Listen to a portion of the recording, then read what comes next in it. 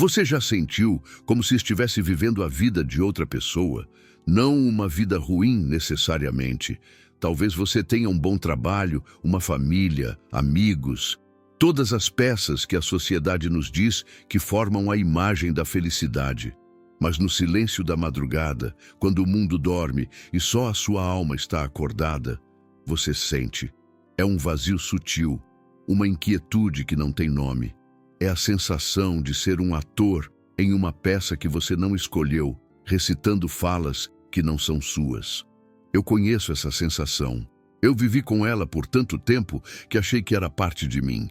Como uma pedra no sapato que depois de um tempo você se acostuma a mancar. Eu chamava de ansiedade, de melancolia, de insatisfação crônica. Eu tentava preencher esse espaço com mais trabalho, mais distrações, mais barulho. Mas ele sempre estava lá, um eco silencioso em um quarto lotado. Se você está ouvindo isso agora e algo dentro de você se mexe em reconhecimento, eu peço que respire fundo, porque eu estou aqui para te dizer que essa sensação não é um defeito, não é uma falha na sua programação, é um chamado, é a sua alma, a centelha divina que habita em você, sussurrando que você foi feito para mais, que o roteiro que você está seguindo foi escrito por mãos humanas, mas o seu verdadeiro destino foi caligrafado pela mão de Deus. E essa inquietude, esse vazio, é o preço que você paga toda vez que ignora o sussurro dele. Você foi escolhido. Eu sei que essa palavra pode soar pesada, arrogante até. Mas entenda, ser escolhido não significa ser melhor do que os outros. Significa ser escolhido para os outros. Significa que Deus depositou em você uma semente única, uma missão que só você pode cumprir. E os sinais dessa escolha não são trombetas celestiais ou aparições grandiosas. Eles são muito mais íntimos, mais profundos. Pense na sua vida. Desde criança, você não se sentia um pouco diferente? Um observador, alguém que via o mundo com uma profundidade que os outros pareciam não notar. Você sentia as energias dos lugares, a verdade por trás dos sorrisos falsos, a dor escondida no olhar de um estranho. Sua empatia não é apenas uma qualidade. É quase um fardo, porque você sente o mundo de forma tão intensa que às vezes precisa se isolar para não se afogar. Essa sua necessidade de solidão não é solidão. É um anseio da sua alma por silêncio, para que possa finalmente ouvir a voz que o barulho do mundo abafa. No seu retiro, você não se sente sozinho, você se sente conectado. É um portal. Você já teve sonhos que pareciam mais reais que a vida? Sincronicidades, aquelas coincidências perfeitas demais para serem apenas acaso, que te guiam, te avisam, te mostram o caminho? Você já olhou para o céu e sentiu uma saudade de um lar que você nem sabe onde fica? Esses não são devaneios, são sinais. São migalhas de pão que o divino deixa para que você encontre o caminho de volta para o seu propósito. E o preço assustador de ignorar esses sinais não é o inferno de fogo e enxofre que nos ensinaram a temer. É um inferno muito mais sutil e talvez muito mais trágico. É o inferno de uma vida não vivida. É a agonia de chegar ao fim dos seus dias e olhar para trás, vendo o fantasma da pessoa que você poderia ter sido. Sua alma é um jardim que Deus plantou com as sementes mais raras e preciosas. Cada sinal que você ignora, cada chamado que você silencia, é como negar água a esse jardim. As flores do seu potencial murcham, a terra da sua espiritualidade racha e se torna estéril. Você vive, respira, caminha, mas sua alma está morrendo de sede. E o mundo, que tanto precisava das flores do seu jardim, fica um pouco mais cinzento. Esse é o preço, é o desperdício divino. A maior tragédia que pode acontecer a uma alma escolhida. Eu sei disso porque eu paguei esse preço por muito tempo. Eu ignorei os sonhos, racionalizei as sincronicidades, chamei minha empatia de sensibilidade excessiva. Eu escolhi a lógica em vez da fé, o seguro em vez do sagrado. Eu senti minha luz interna diminuir, se transformar numa brasa fraca, quase se apagando sob o peso de uma vida que era uma concha vazia. Eu vivi nesse deserto por anos, acreditando que a sede era normal, até o dia em que um sinal se tornou tão claro, tão inegável, que era impossível de ignorar. E esse sinal não foi um trovão vindo do céu, foi o silêncio, foi uma manhã de terça-feira perfeitamente comum. O café na xícara, as notícias na TV, a lista de tarefas mentais já em movimento. E de repente eu parei, não por decisão, mas por colapso. O peso de todas as máscaras que eu usava, de todas as falas que eu decorava, simplesmente se tornou insuportável. A estrutura inteira da minha vida artificial desabou sobre mim, e eu me vi soterrado sob os escombros do meu próprio sucesso vazio. Sentei-me no chão da minha própria cozinha e chorei. Não era um choro de tristeza, mas de rendição. Era o som de um dique se rompendo, depois de décadas segurando um oceano de verdades não ditas, de sentimentos ignorados, de uma alma faminta. Naquele chão frio, no meio do caos da minha identidade estilhaçada, eu finalmente ouvi. O sussurro não era mais um sussurro. Era a única voz no silêncio ensurdecedor do meu mundo que parou de girar. A voz não dizia, você falhou. Dizia, bem-vindo de volta. Foi ali que entendi a verdade mais aterrorizante e libertadora de todas. Às vezes, Deus não nos salva do nosso colapso. Ele nos salva através dele. Ele permite que as paredes que construímos para nos proteger do nosso próprio propósito desmoronem, para que a luz finalmente possa entrar. O fundo do poço não era uma punição.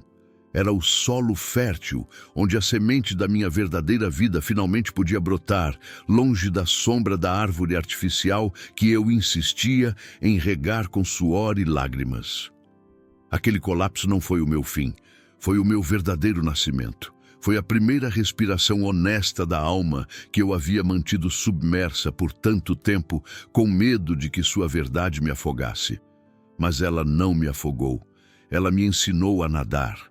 Mas o que vem depois da rendição não é a paz. É o deserto. Pense nisso. Você passou a vida inteira construindo um castelo de areia com torres altas de sucesso profissional, muros fortes de aprovação social e um fosso cheio de distrações. E então, numa manhã de terça-feira, a onda da verdade divina vem e leva tudo. O que sobra não é um novo castelo. O que sobra é só areia. Uma vastidão vazia e silenciosa, onde antes havia uma estrutura familiar. E você está ali, no meio do nada, nu, sem mapa e sem destino. Essa é a primeira provação do escolhido, o teste do vácuo. Depois do meu colapso, o mundo não parou para me aplaudir pela minha epifania. Pelo contrário, o mundo tentou me reconstruir à sua imagem e semelhança. Meus amigos, com a melhor das intenções, me diziam que eu precisava de férias, de um hobby, talvez de um novo carro. Meu chefe sugeriu uma promoção, mais responsabilidades para ocupar a mente. Eles viam as ruínas da minha vida antiga e queriam me dar tijolos novos para reconstruir exatamente o mesmo castelo. Eles não entendiam que eu não queria mais o castelo. Eu só não sabia ainda o que eu queria em seu lugar. E a voz mais alta, a mais insistente, era a da minha própria mente, o meu ego, a minha lógica, o meu medo. Ele gritava para mim dia e noite. Você enlouqueceu. Você jogou tudo fora por causa de um sentimento. Volte enquanto é tempo. Peça desculpas. Diga que foi estresse. Volte para a segurança da vida que você conhecia. Essa voz era sedutora porque ela falava a língua da sobrevivência. A alma sussurra a linguagem do propósito, mas o ego grita na linguagem do medo. E o medo, por muito tempo, tem o som mais alto. Eu passei meses nesse limbo, nesse deserto espiritual, onde os sinais sutis de antes pareciam ter desaparecido. Não havia mais sonhos vívidos, nem sincronicidades mágicas. Era só o silêncio. Um silêncio pesado, opressor, e a dúvida começou a florescer como uma erva daninha nesse solo árido. Será que eu inventei tudo isso? Será que Deus realmente falou comigo, ou foi só o som da minha própria mente se partindo? Esse é o verdadeiro preço de atender ao chamado. Não é a luta contra o mundo, é a luta contra si mesmo. É o momento em que Deus, depois de te mostrar a porta, parece desaparecer e te deixa sozinho no corredor para ver se você terá fé para caminhar no escuro. É a forja. Ele te joga no fogo não para te destruir, mas para queimar tudo o que não é essencial em você. Ele te martela não para te quebrar, mas para forjar em você a força que a sua missão exigirá. Cada dúvida que você supera, cada medo que você enfrenta, cada passo que você dá na escuridão, confiando apenas naquele sussurro inicial, é uma martelada que te molda. Eu me lembro de uma noite em particular. Eu estava no ponto mais baixo desse deserto. Eu havia me afastado de amigos que não me compreendiam. Meu trabalho antigo era uma memória distante e minhas economias começavam a diminuir. A voz do medo estava ensurdecedora. Eu me sentia abandonado por todos e principalmente por ele. Eu saí para caminhar sob uma chuva fina, sem rumo, sentindo o frio penetrar meus ossos. Era um frio que vinha de dentro. Cheguei a uma praça vazia, sentei em um banco molhado e pela primeira vez desde aquele dia na cozinha, eu não chorei. Eu falei com ele com uma raiva que eu não sabia que tinha. Se isso é ser escolhido, eu disse em voz alta para o céu cinzento, eu não quero. Se o seu plano era me quebrar, parabéns, você conseguiu. Eu desisto. Pode me levar de volta. Eu prefiro a concha vazia a essa dor insuportável de não saber quem eu sou. Foi uma oração feia, desesperada. Uma oração de quem chegou ao fim da corda. Mas foi a oração mais honesta que eu já fiz na vida. Eu entreguei não apenas a minha fé, mas também a minha falta de fé. Eu entreguei tudo. Se você já se sentiu nesse ponto de ruptura, nesse deserto, onde a sua fé é do tamanho de um grão de areia e o seu medo é do tamanho do oceano, eu quero que você pare por um instante e apenas respire. Porque é exatamente nesse lugar, no fundo do poço da sua honestidade, que o milagre acontece. Se essa mensagem está tocando o seu coração, escreva "Eu creio" nos comentários, não como uma afirmação de certeza, mas como um ato de coragem no meio da sua própria dúvida. Naquela praça, depois do meu grito de rendição, nada grandioso aconteceu. A chuva não parou, um anjo não desceu do céu, mas algo mudou dentro de mim. O silêncio que antes era opressor, de repente se tornou pacífico. A voz do medo, pela primeira vez, se calou, e no lugar dela, uma sensação tomou conta do meu ser. Não era uma voz, era um saber, uma certeza inabalável que brotou no centro do meu peito, aquecendo o frio de dentro para fora. A mensagem era clara, sem palavras. A forja terminou. A dor não era o seu destino, era a sua preparação. Agora você está pronto. Eu levantei daquele banco molhado, não como o homem quebrado que havia sentado ali, mas como algo novo. Eu ainda não sabia para onde ir, mas pela primeira vez em meses, eu sabia quem eu era. Eu era aquele que atravessou o deserto. E foi nesse momento que entendi a primeira regra do escolhido. A primeira regra do escolhido é esta: Deus não te dá um mapa, Ele te dá uma bússola. Um mapa é algo externo, um conjunto de instruções fixas, desenhadas por outra pessoa. Ele te diz qual caminho seguir, onde virar, onde parar. Ele presume que o terreno não vai mudar. Mas a vida é um terreno que muda a cada respiração. O mapa que serviu para ontem pode te levar a um abismo hoje. Por anos, eu implorei a Deus por um mapa. Eu queria a segurança de um plano detalhado, uma lista de tarefas divinas que me garantisse que eu estava no caminho certo. E a resposta dele era sempre o silêncio do deserto. Mas naquela manhã, depois da noite na praça, eu entendi. Ele nunca me daria um mapa, porque isso anularia o propósito da jornada. O propósito não era seguir ordens, era aprender a confiar na bússola interna que ele plantou na minha alma. Depois daquela noite, o mundo exterior não mudou. A chuva parou, mas as contas não desapareceram. As perguntas da minha família não cessaram. A incerteza do futuro ainda era uma sombra no canto do olho, mas o mundo interior era outro. A guerra havia acabado. O silêncio que antes era de abandono, agora era de comunhão. Eu não precisava mais gritar para ser ouvido, porque eu havia aprendido a escutar. E então os sinais voltaram. Mas não como antes. Não eram mais enigmas que me deixavam ansioso, tentando decifrar uma mensagem cósmica. Agora era uma conversa, fluida, natural. Era como se eu tivesse passado a vida inteira tentando sintonizar uma rádio com o botão girando freneticamente, ouvindo apenas chiados e fragmentos de melodias distantes. E naquela noite de rendição, eu finalmente encontrei a frequência certa. A música se tornou clara. A voz nítida. Os sinais não estavam mais me dizendo para onde ir. Eles estavam confirmando que eu já estava no lugar certo, no momento certo. Era um livro que caía de uma prateleira na livraria, aberto exatamente na página com a resposta para uma dúvida que eu tinha acabado de ter. Era a letra de uma música tocando no carro ao lado, no exato instante em que eu pedia por um sinal de esperança.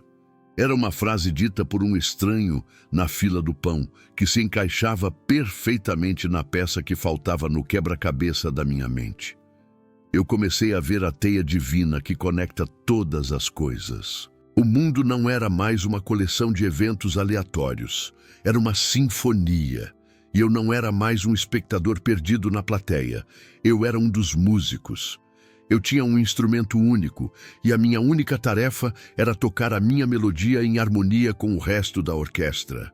Essa nova percepção mudou tudo. Amizades que se baseavam no meu antigo eu, na minha máscara de sucesso vazio, se dissolveram. Não com briga ou ressentimento, mas com uma suavidade natural, como rios que mudam de curso. E no espaço que elas deixaram, pessoas novas começaram a aparecer. Pessoas que falavam a mesma língua da minha alma. Pessoas que não me achavam louco quando eu falava sobre sincronicidades ou sobre a sensação de ter um propósito maior. Pessoas que eram, elas mesmas, faróis em suas próprias jornadas. A minha tribo de alma estava se reunindo. A revelação mais profunda foi esta. A minha missão não era algo que eu precisava encontrar lá fora.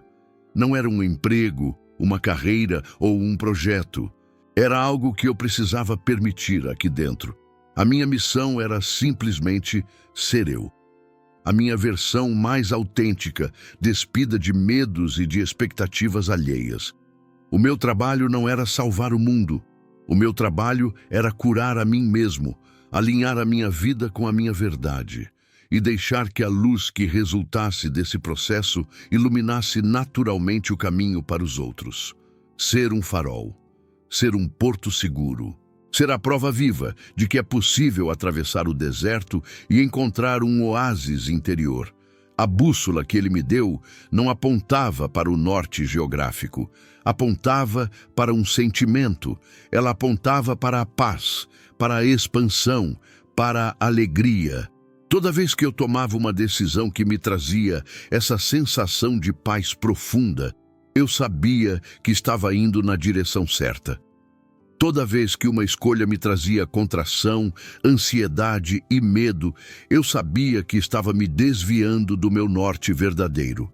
Era simples assim, profundamente simples. O medo não desapareceu por completo. Ele ainda sussurrava nos dias difíceis, mas agora ele não era mais o capitão do meu navio. Era apenas um marujo medroso, trancado no porão. Quem estava no leme agora era a confiança, a fé. Não uma fé cega em um Deus distante, mas uma fé visceral na inteligência amorosa que orquestrava a minha vida a partir do meu próprio coração. Eu passei de uma vítima das circunstâncias para um co-criador da minha realidade. Eu entendi que cada pensamento, cada palavra, cada emoção era uma oração, era uma semente que eu plantava no jardim do universo, e eu me tornei um jardineiro muito mais cuidadoso. E com a bússola em mãos, eu dei o primeiro passo na escuridão, não mais com medo do que eu não podia ver, mas animado com o que eu estava prestes a criar. Eu entendi que não era mais sobre esperar por um sinal para agir. Era sobre agir para que os sinais pudessem me seguir. Agir para que os sinais pudessem me seguir. Essa frase se tornou o meu mantra. E o universo, como um parceiro de dança que esperava pacientemente pelo meu primeiro passo, começou a se mover comigo em uma coreografia de milagres silenciosos. As provas que eu antes buscava com desespero agora vinham ao meu encontro como velhos amigos. A primeira grande confirmação veio através de um estranho. Eu estava sentado em um café, sentindo uma onda daquela antiga dúvida me invadir. A voz do medo, o marujo no porão, estava batendo na porta, sussurrando que eu era um tolo, que estava vivendo de migalhas de coincidências e me afundando financeiramente. Eu fechei os olhos e pedi, em silêncio: Deus, eu confio, mas a minha parte humana está vacilando. Por favor, me mostre que não estou delirando. Quando abri os olhos, um homem mais velho, que estava sentado na mesa ao lado, olhou para mim. Ele tinha um olhar sereno e um sorriso gentil. Ele se inclinou e disse, com uma voz calma que atravessou todo o meu ruído interno: Meu jovem, não sei o que você está passando, mas a sua luz está tão forte que quase me cega. Não deixe o mundo te convencer a apagá-la. O seu caminho já está abençoado. E então ele se levantou, pagou o seu café e foi embora. Eu fiquei paralisado. Não foi um conselho vago, foi a resposta exata, palavra por palavra, para a minha oração silenciosa. Naquele momento, eu entendi que Deus não fala apenas dentro de nós. Ele coloca suas palavras na boca de anjos disfarçados de estranhos. Ele usa o mundo como um espelho para refletir a verdade que temos dificuldade de ver em nós mesmos. A partir daquele dia, a tapeçaria começou a se tecer diante dos meus olhos. O dinheiro, que era a minha maior fonte de medo, começou a fluir de maneiras que a minha mente lógica jamais poderia prever. Um antigo cliente me ligou do nada, oferecendo um projeto de consultoria que eu podia fazer de casa, com total liberdade criativa. O valor era exatamente o que eu precisava para cobrir 6 meses de despesas. Uma semana depois, recebi uma carta sobre uma pequena herança de um parente distante que eu mal conhecia. Não era uma fortuna, mas era um colchão de segurança, um abraço financeiro do universo que dizia: eu cuido de você, apenas faça a sua parte. Entenda, não era sobre ficar rico. Era sobre a sincronicidade. Era a prova de que quando você se alinha com o fluxo do seu propósito, o universo realinha o fluxo da abundância para te sustentar. A provisão divina não é um prêmio, é uma consequência natural de estar no lugar onde você deveria estar. Meus sonhos se tornaram mais claros do que nunca. Não eram mais fragmentados ou confusos, eram aulas noturnas. Em um desses sonhos, eu me vi caminhando por uma floresta escura, mas eu não sentia medo. Nas minhas mãos, eu segurava um pequeno lampião. A luz não iluminava a floresta inteira, apenas 1 ou 2 passos à minha frente. E eu ouvi a voz, a mesma da minha cozinha, dizer: eu não te prometi uma estrada iluminada. Eu te prometi uma chama para o próximo passo. A sua fé é o combustível. Acordei com lágrimas nos olhos, não de tristeza, mas de uma gratidão avassaladora. A jornada do escolhido não é sobre ver o destino final. É sobre confiar na luz que você tem para dar o próximo passo na escuridão. Você sente esse chamado? Sente que, apesar do medo e da dúvida, existe uma chama dentro de você que se recusa a apagar? Se a resposta é sim, escreva nos comentários: Sou um escolhido, não como um ato de ego, mas como um reconhecimento da missão sagrada que a sua alma aceitou. As confirmações se tornaram o ar que eu respirava. Encontrava penas brancas nos lugares mais improváveis, exatamente quando pedia por um sinal de proteção. Via sequências numéricas repetidas: 111, 454, 777, em placas de carro, relógios, recibos, sempre que estava prestes a tomar uma decisão importante, como se fossem piscadelas do divino, me encorajando a seguir em frente. Pessoas que eu precisava conhecer apareciam na minha vida com uma precisão cirúrgica. Um mentor espiritual, um amigo que entendia de finanças, uma mulher cuja história de superação me deu a força que eu precisava em um dia de fraqueza. Eu aprendi que a fé não era cega. Era um outro tipo de visão. Uma visão que enxerga o padrão por trás do caos aparente. Uma visão que confia que as peças do quebra-cabeça cósmico, mesmo quando parecem desconexas, estão se encaixando perfeitamente no tempo de Deus e não no nosso. O meu coração se encheu de uma paz que eu nunca havia conhecido.